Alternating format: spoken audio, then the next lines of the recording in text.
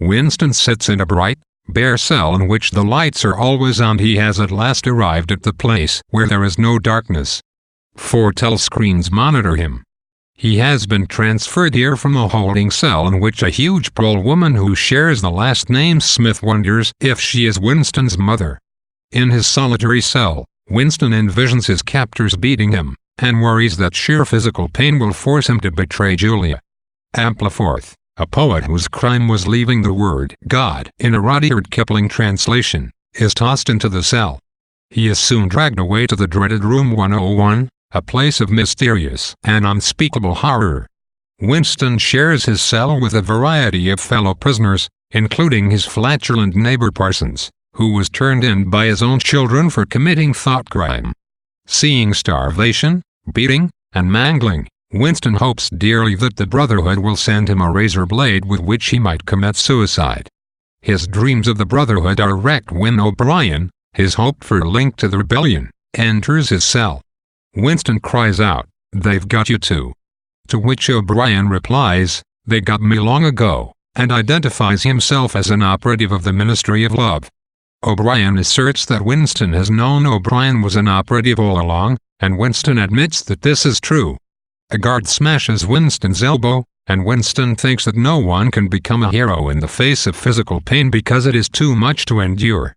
O'Brien oversees Winston's prolonged torture sessions. O'Brien tells Winston that his crime was refusing to accept the party's control of history and his memory.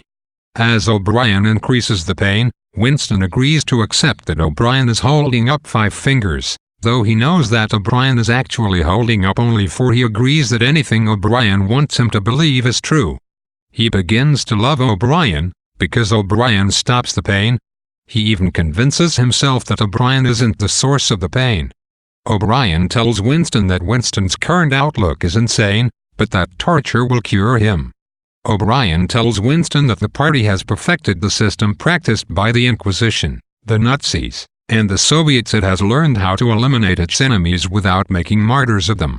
It converts them, and then ensures that, in the eyes of the people, they cease to exist. Slowly, Winston begins to accept O'Brien's version of events.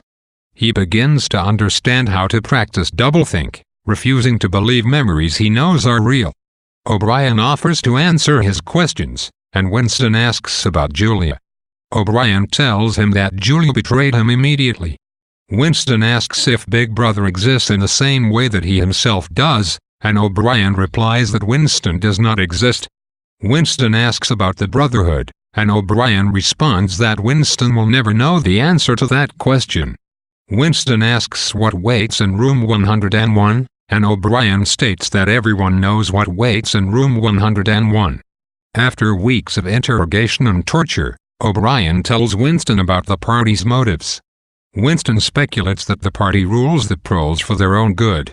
O'Brien tortures him for this answer, saying that the party's only goal is absolute, endless, and limitless power. Winston argues that the party cannot alter the stars or the universe. O'Brien answers that it could if it needed to, because the only reality that matters is in the human mind, which the party controls.